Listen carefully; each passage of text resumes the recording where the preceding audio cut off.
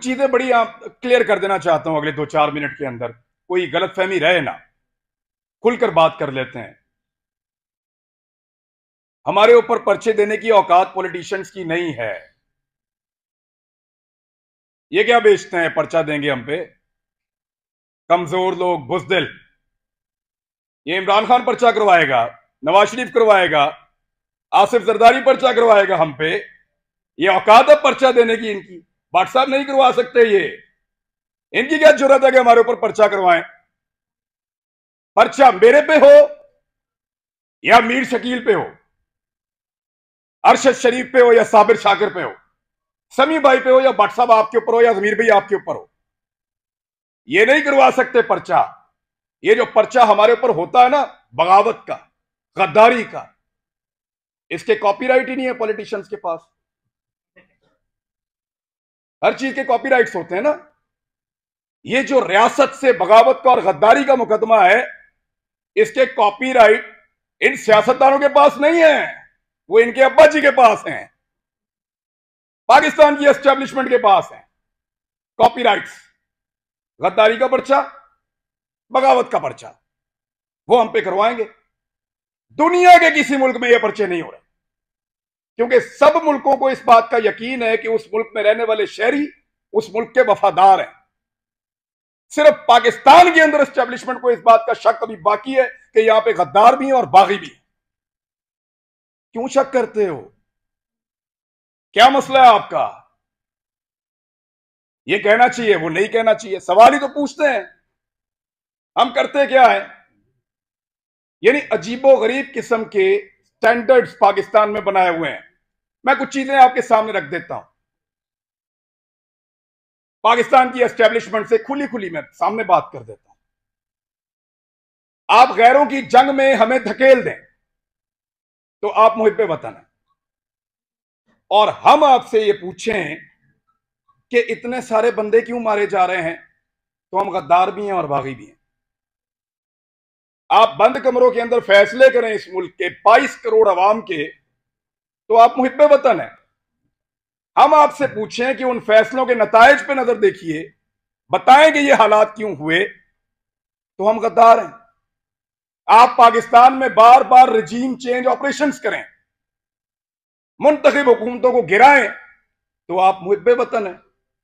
हम आपसे पूछें कि ये क्यों किया, तो हम गद्दार भी हैं और हम बागी भी हैं। आप वजीर आजमों के इंटरव्यूज करें और फैसला करें कि इसको बनाना है और इसको नहीं बनाना, तो आप मुहिब्बे वतन हैं। और हम जब ये कहें कि जनाब अवाम का फैसला होना चाहिए, ये 22 करोड़ लोग हैं, कीड़े मकोड़े नहीं हैं, तो हम गद्दार भी हैं और हम बागी भी हैं।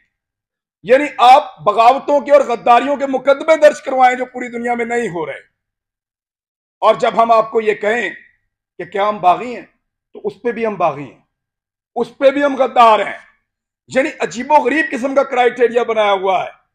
आप हमारे लिए, हमारे मुल्क की जमीन को तंग कर दें तो आप मुहिब्बे वतन हैं, और हम अपनी जमीन पे आजादी से रहने का हक मांगे तो हम गद्दार हैं, हम बागी हैं। आप खुदा ना खास्ता कभी हार भी जाएं तो आप मुहिब्बे वतन हैं। और हम आपसे पूछें कि हुजूरे वाला ये क्या हुआ था, तो हम गद्दार हैं, हम बागी हैं। आप किसी एक तजर्बे में नाकाम हो जाएं तो आप मुहिब्बे वतन हैं, और हम सिर्फ नाकामी की निशानदेही कर दें तो हम गद्दार हैं, हम बागी हैं। हम हंसे तो गद्दार हैं, रोएं तो गद्दार हैं, बोले तो गद्दार हैं, चुप रहें तो गद्दार हैं, बात करें तो गद्दार हैं, ना करें तो गद्दार हैं, हम सवाल करें तो गद्दार हैं, जवाब मांगे तो गद्दार हैं, जवाब ना देने पर रिएक्ट करें फिर गद्दार हैं। क्योंकि हम पैदा हुए हैं हुजूर गद्दारी के लिए। हमारे गलों में ना तख्तियां डालो और हमें चक्कर लगवाओ पाकिस्तान के गद्दार लिखकर, हमारे माथों पे लिखो गद्दार, इधर या लिखो या गोली मार दो, हमारे लिए वो ज्यादा आसान होगा। तकलीफ होती है। अरशद शरीफ ने किसके लिए आवाज नहीं उठाई थी? आप सारे गवाह हैं। जिसको मार पड़ी वो उसका शदीद तरीन मुखालिफ होने के बावजूद कहता रहा कि गलत मारा, तो तकलीफ होती है ना।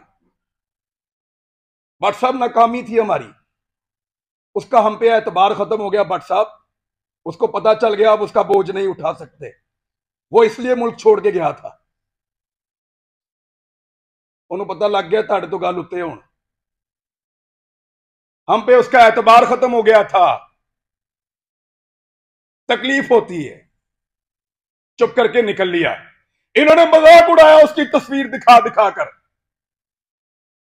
हमारे इख्तलाफात को हमारे खिलाफ इस्तेमाल किया, हमारे लोगों को तस्वीर भेजी कि ये देखो भाग रहा है, फोटो लगाओ सोशल मीडिया पे, गंदा करो इसको, भाग रहा है। और बुज़दिल नहीं था। बुज़दिल होता तो तुम्हारे साथ डील करता, तुम उसकी मिन्नतें कर रहे थे डील के लिए। रोज उसे कहते थे कि आओ बात करें, रोज उसे कहते थे कि आओ सरेंडर करो हमारे सामने। उसके बच्चों को थ्रेट, उसकी फैमिली को थ्रेट। अकेला था, उसको पता था सबको उसने अकेले ने संभालना है, कोई और तो नहीं था उसके साथ। जाओ पूछो उसकी मां से, मैं मिलकर आया हूं उस दिन। सारी बातें करने के बाद, पूरा हौसला देने के बाद, आखिर में वो कहती है कि अरशद तो नहीं है ना, जो कुछ भी हो अरशद तो नहीं आएगा अब। हम पे उसका एतबार खत्म हो गया था, इसी काबिल हैं हम पे भरोसा नहीं था उसका, इसलिए वो यहां से गया। बुज़दिल नहीं था, हम नकारा हो गए थे, हम उसको नहीं बचा पाए। मैं अभी थोड़ी देर पहले मैं मोटरवे पे आ रहा था, मैंने एक वीडियो रिकॉर्ड की। मुझे इत्तला दी गई कि आप इस्लामाबाद आएंगे तो पकड़ेंगे, तो मत जाओ। तो मुझे दो वजूहात समझ आई, या तो कोई ये चाहता है कि मैं यहां के बात ना करूं, या हो सकता है वाकई पकड़ ले। तो मैंने एक वीडियो छोटी सी रिकॉर्ड करवाई, इसलिए कि अगर मैं पकड़ा गया तो ये लोगों तक पहुंच जाएगी वीडियो, और मुझे जो इत्तला दी है, कैसे दी है, किसने पकड़ा, ये भी पता चल जाएगा। मैंने अपने बच्चों से भी माफी मांगी। मैं एक साल में उनको कोई किसी एक मौके पर भी जो मैं उनके साथ टाइम गुजारा करता था, मुझे वो मौका ही नहीं मिला। मैंने उसी वीडियो में उनसे माफी मांगी कि बेटा सॉरी, बाबा फिर लेट हो गए, लेकिन वादा आपसे पूरा करेंगे। लेकिन आपको पता है मेरे दिमाग में वाही चीज क्या चल रही थी? मेरा भी आप सबसे एतबार खत्म हो गया। आखिर में मेरे दिमाग में यह आ रहा था कि अरशद नहीं है, बोलेगा कौन? वही था सबको इकट्ठा करके वहां अदालत में पहुंच गया। क्यों पकड़ा उसको? हौसला देता था, डट कर खड़ा था, हर जगह उसने आवाज उठाई और पूरी कोशिश की उसने कि यह मुश्किल वक्त गुजर जाए। अभी मैं इस यकीन के साथ अंदर जाऊंगा कि अरशद पीछे नहीं खड़ा हुआ। अब सिर्फ ये एक कमी मुझे महसूस हुई है, वो इस कमी के साथ पाकिस्तान छोड़ गया था। वो तकलीफ मैंने आज पहली मर्तबा महसूस की है कि जब वो ये मुल्क छोड़कर जा रहा था तो वो कितना बेबस था, और उसका हमने मजाक उड़ाया कि फलां फ्लाइट से निकल गया, इस तरह निकल गया, इस तरह भाग लिया। उसने मुझे फोन पे बताया, इमरान तुझे पता है मैं कैमरे में जानबूझकर मुस्कुरा रहा था, वो इसलिए कि मुझे पता था ये मेरा मजाक उड़ाएंगे।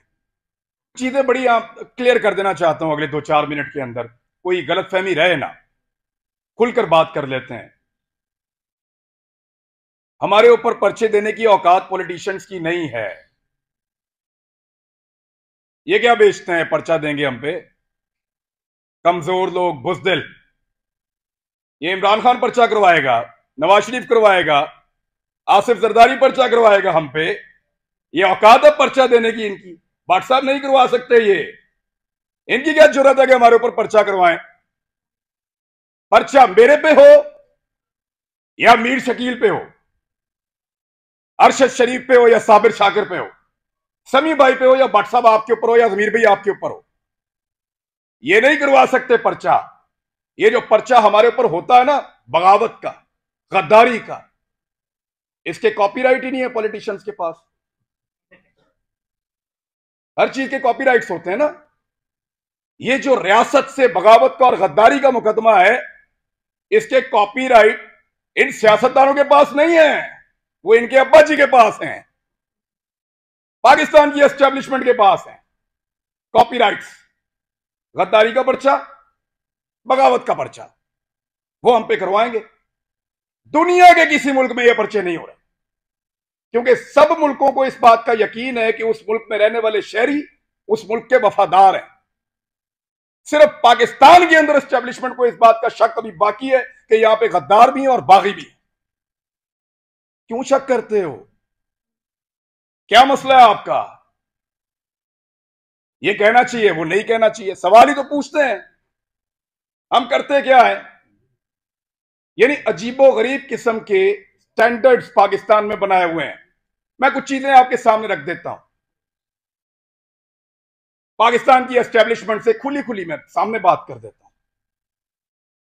आप गैरों की जंग में हमें धकेल दें तो आप मुहिब्बे वतन हैं, और हम आपसे ये पूछें कि इतने सारे बंदे क्यों मारे जा रहे हैं, तो हम गद्दार भी हैं और बागी भी हैं। आप बंद कमरों के अंदर फैसले करें इस मुल्क के 22 करोड़ अवाम के, तो आप मुहिब्बे वतन हैं। हम आपसे पूछें कि उन फैसलों के नतायज पे नजर देखिए, बताएं कि ये हालात क्यों हुए, तो हम गद्दार हैं। आप पाकिस्तान में बार बार रजीम चेंज ऑपरेशंस करें, मुंतखब हुकूमतों को गिराएं, तो आप मुहिब्बे वतन हैं। हम आपसे पूछें कि ये क्यों किया, तो हम गद्दार भी हैं और हम बागी भी हैं।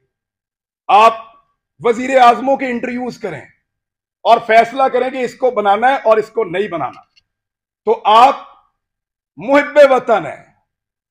और हम जब ये कहें कि जनाब अवाम का फैसला होना चाहिए, ये 22 करोड़ लोग हैं, कीड़े मकोड़े नहीं हैं, तो हम गद्दार भी हैं और हम बागी भी हैं।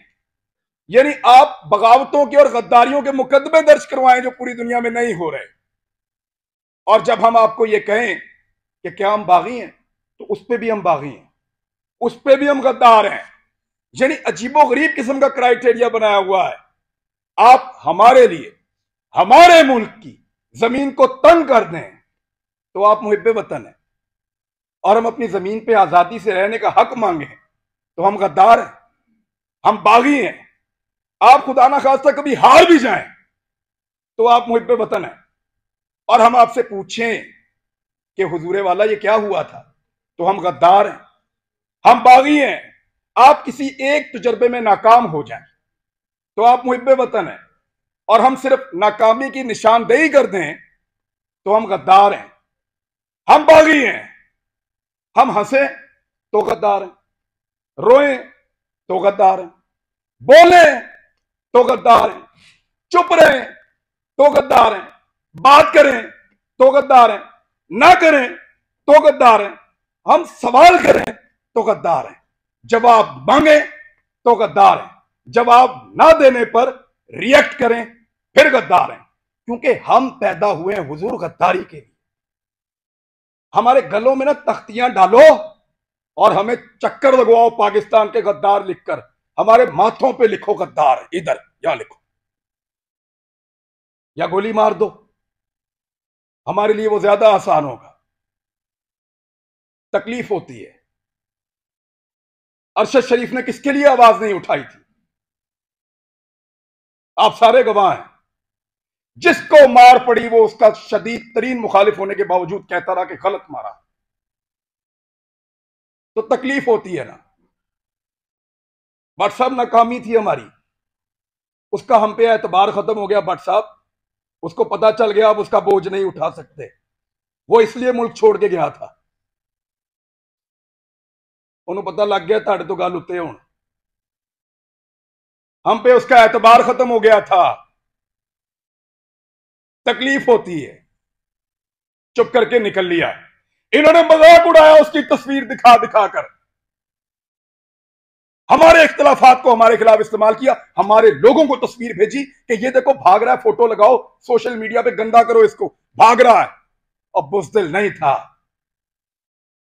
बुज़दिल होता तो तुम्हारे साथ डील करता, तुम उसकी मिन्नतें कर रहे थे डील के लिए।